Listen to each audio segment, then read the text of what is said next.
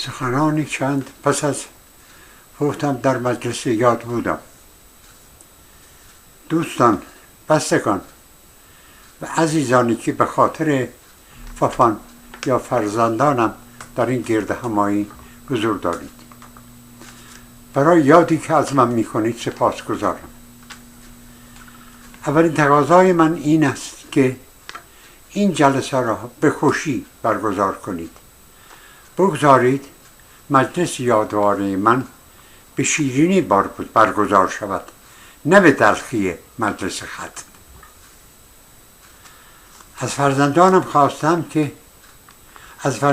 خواستم که تقاضا کنند در مجلس یادواره من از پوشیدن لباس سیاه یا علائم عزا خودداری شود. مخصوصا خود فرزندانم. عزیزانم، سنت‌های کهن زشتی و زیبایی‌هایی دارد. متاسفانه ما ایرانیان در حفظ زشتی‌های آن راه افراط گزیده‌ایم. مرگ یک انسان عزا نیست، مخصوصا کسی که مثل من عمری طولانی و فرزندانی چون فرزندان من داشته باشد. مرگ انسانی مثل من ادامه حیات در وجود بازماندگانی چون فرزندان من است. من قرار است مرثیه خوان مجلس یادواره خود باشم. مرثیه خوانان سنتی اکثرا به یک بیت شعر اتکا می کنند و سند می گیرند.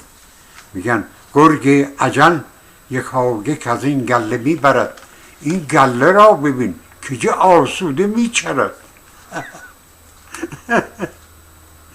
الله اکبر. این گله را ببین که چه آسوده می چرد. نتیجه می گیرند مردم از گرگ اجل بترسیدا. بهشت و جهنم هست. بهشت و جهنم در پیشه. جهنمی که حتی یک بار میسوزونن دوباره زندت میکنن، دوباره میسوزونن، دوباره زندت میکنن، دوباره میسوزونن. عجب داستانیه. آره، میگن جهنم و بهشت در پیشه. خمس بدین، زکات بدین، نذر بدین، دعا بخرین، حج برین، و هزار تا خرج دیگه. خلاصه تا میتوانید پول بدین به آقایون، تا میتوانید پول بدین به اما به پسرا، تا میتوانید پول بریزید به جیبون. من تا میتوانید پول بدهید تا ما امام به سرهای گرگ صفت بخوریم، ما امام به سرهای گرگ صفت بخوریم و به ریش شما گوسفندان بخندیم. تا بودم چنین بوده، حتی در مورد کشیش‌ها یا مذاهب دیگر هم همینطور. و اما من استناد و تفسیر دیگری میکنم. میگم آی انسان ها، آفرین به شما، از گرگ اجل نترسید. تا میتوانید از خود دورش کنید، طب را گسترش دهید و عمر را طولانی تر کنید. آسوده در صلح و صفا و محبت از زندگی لذت و بهره کافی ببرید. و دکان آخوندها و امثال اونها رو در مذاهب دیگر ما خدا هستن دیگه، و امثال اونها رو در مذاهب دیگر تخته کنین دکانها رو.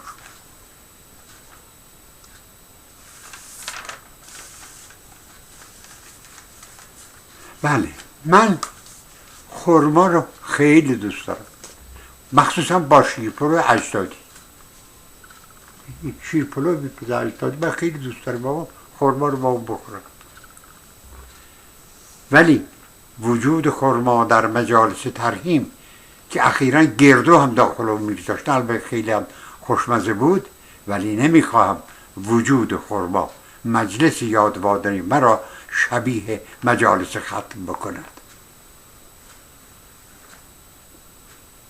که من از مجالس ختم بیزارم.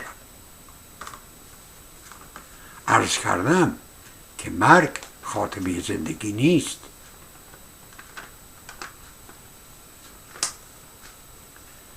شراب یعنی می را جایگزین خرما خواهد، می یعنی شراب جایگزین خرما خواهد بود.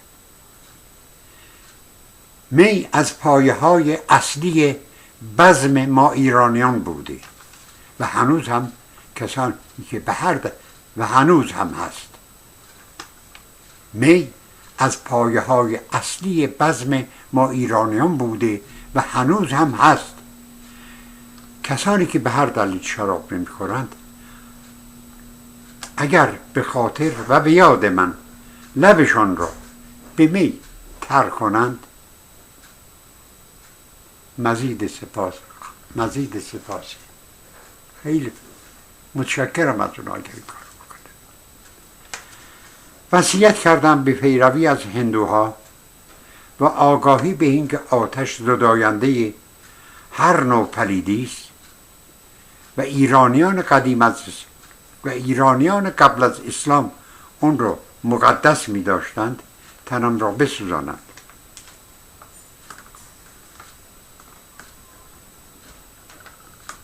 به این ترتیب سنت های مراسم دفن و سر خاک رفتن یا به یاد رفتن ها تنم را بسوزانم. به این ترتیب سنت ها و مراسم دفن و سر خاک رفتن ها سپری میشه. به یاد کردن تنها کافی است. کافی خواهد. به یاد بکنید تنها کافیه. از هیچ کس ترحم نمیخواهم. به نظر من خدا رحمتش کند یا خدا بیامرزد زشت است. یادش بخیر زیباست. اولین جام شرابتان درود به زندگی خردیار و کامیاب آینده. آیدین پسر خوب و سنت شکن خانواده، دلم میخواهد به مجلس گرمی بدهی و سرزنده و شاداب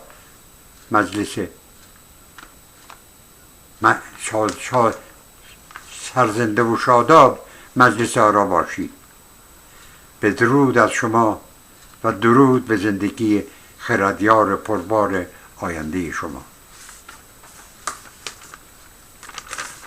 بدرود.